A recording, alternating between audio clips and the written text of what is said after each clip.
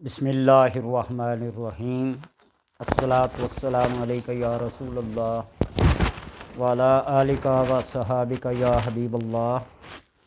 اللہم صلی علی محمد وعلی آل محمد صلی اللہ علیک یا محمد نور من نور اللہ۔ انسان کے اکثر اعمال، اس کے کام اپنی خواہش اور اپنی مرضی کے مطابق ہوتے ہیں۔ جب یہی خواہش، یہی مرضی اللہ تبارک و تعالیٰ کی رضا، اس کی خوشنودی اور اس کے مشاہدہ حق کے لیے ہو، تو انسان کی ساری خواہشات، اس کی ساری مرضیاں، اس کی ساری عنائیں اللہ تبارک و تعالیٰ پورا کر دیتا ہے۔ شرط یہ ہے کہ رضائے الہی ہو۔ کہتے ہیں کہ بغداد کی کوئی جامع مسجد، جس کا متولی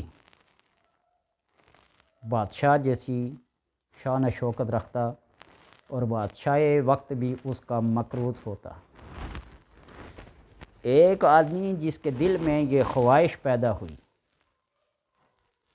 کہ کاش کہ میں بھی اس مسجد کا متولی بنوں، تو اس نے دن رات عبادت کرنا شروع کر دی، تہجد پڑھنا شروع کر دی، نیکی اور تقوی کی باتیں کرنا شروع کر دی۔ 25 سال کا عرصہ بیت گیا، لیکن اسے کسی نے آفر تک بھی نہ کی۔ لوگوں نے فرضی دعا سلام کرنا شروع کر دیا، ورنہ اس کے ساتھ بیٹھنا اٹھنا، معمولات زندگی کوئی عام روٹین کے مطابق نہیں رہے۔ ایک دن اس کے دل میں خیال آیا کہ 25 سال ہو گئے ہیں مجھے اس خواہش کو اپنے دل میں دماغ میں پالتے ہوئے، کوئی سلام کلام تک بھی دل سے نہیں کرتا، کیوں نہ میں آج صرف اور صرف اللہ تبارک و تعالیٰ کی رضا کے لیے عبادت کروں۔ وہ رات اس نے خالصتاً اللہ تبارک و تعالیٰ کی خوشنودی اور اس کی رضا کے لیے کیا۔ صبح فجر کی نماز کے بعد ہر چھوٹے بڑے مسجد نمازی نے اس کو جھک جھک کے سلام کرنا شروع کر دیا، آؤ تمہیں مسجد کا متولی بناتے ہیں۔ انکار کر دیا اس نے۔ میں نے کہا کہ 25 سال تک یہی خواہش دل میں لیے عبادت کرتا رہا، لیکن کسی نے پوچھا تک نہیں۔ آج صرف ایک رات کے لیے اللہ تبارک و تعالیٰ کی خوشنودی اور رضا کے لیے کیا، تو ہر طرف سے پیشکش آفرز آنے لگی۔ اللہ تبارک و تعالیٰ اغراض و مقاصد کو ہماری سوچ سے پہلے جانتا ہے، یہ ہر کام میں رضائے الہی کا حصول ضروری ہے۔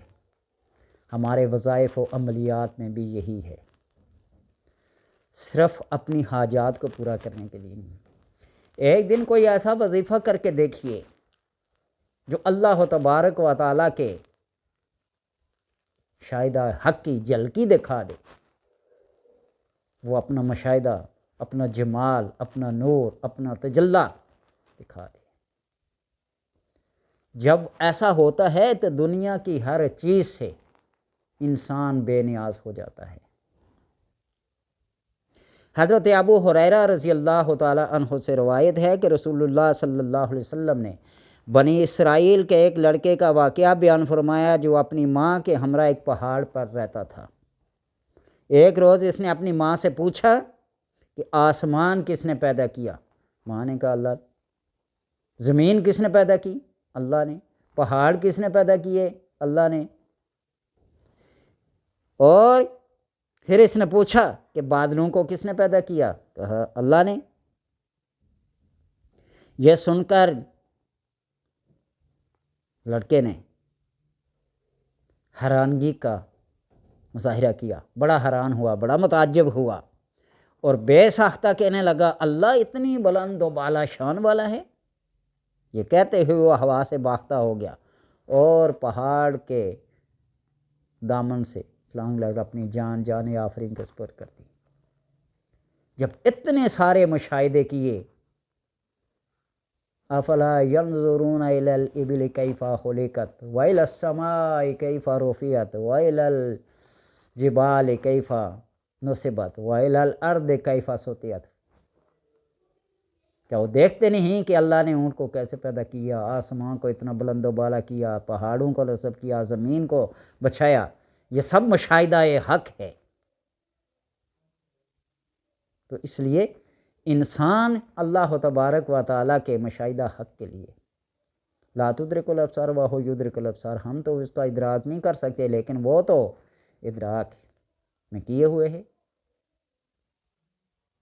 یا نور تنورت بالنور والنور فی نور نور کا یا نورو، یا نورو تنورت بالنور والنور فی نور نور کا یا نورو۔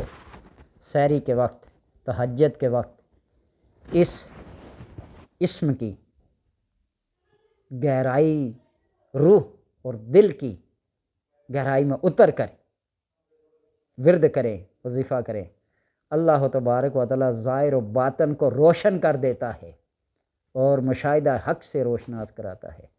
یا نورو تنورت بالنور والنور فی نور نور کا یا نورو۔ آپ صلی اللہ علیہ وسلم اللہ میری آنکھوں کو نور کر دے، میری سمع کو، میری بصر کو، میری دماغ کو، میرے دل کو، یعنی جسم کے ہر حصے کو نور بنا دے۔ حالانکہ آپ نور ہیں، اللہ کے نور سے آپ کی تخلیق ہوئی، پھر بھی آپ نے اللہ تبارک و تعالیٰ سے یہ دعا کی، اللہ نور السماوات والارض، اللہ زمین اور آسمان کا نور ہے۔ اس کے نور کی مثالیں بھی اللہ تبارک و تعالیٰ نے کیسے کیسے دی۔ تو اس لیے جو مشاہدہ حق کرنا چاہتا ہے، خوشنودی رضائے الہی کے لیے، کبھی ایک رات، کبھی ایک گھنٹہ، کبھی ایک ساعت اس کو ذہن میں، تصور میں، خیال میں، تخیل میں رکھ کر کو وظیفہ کریں تو اللہ تبارک و تعالیٰ 14 طبق روشن کر دے گا انشاءاللہ تبارک۔